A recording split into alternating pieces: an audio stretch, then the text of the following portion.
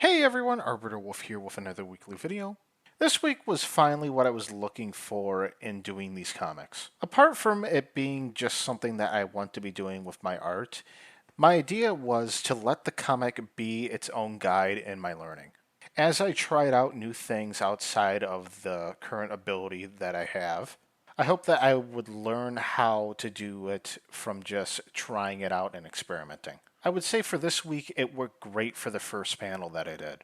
I had an idea of what I wanted for the panel. I wanted Truck Coon here looking in from the hole in the wall here. Now, there weren't a whole lot of great references for what I was kind of picturing in my mind here. So instead, I was trying to better understand perspective and how this panel would kind of work using perspective as my reference. This is kind of what I mean by let the comic be my guide in learning. I didn't know how I was going to do the panel, but I had an idea in my head. So I went out and researched kind of how I would go about doing that, and then I experimented trying to do it. And then I had a pretty happy result in getting the first panel that you see here. I also did something similar with Truck Coon here. I tried drawing my initial idea for how the truck would look. And then I looked at some references after drawing it and tried to improve the drawing. For the references, I used Transformers, which helped with the legs because I had this idea of having these skinnier looking legs, and they looked very weird initially. They looked like putting skinny legs on a fat body. But then I kind of came up with what the final result was going to be here. Now, I have three focus areas that I try to focus on during the week, and one, of course, being the comic, which falls under what I want to be doing type projects. The second one is following a course, so it's a very structured practice. Along with it, also focusing on some more fundamentals that I wouldn't be focusing on normally.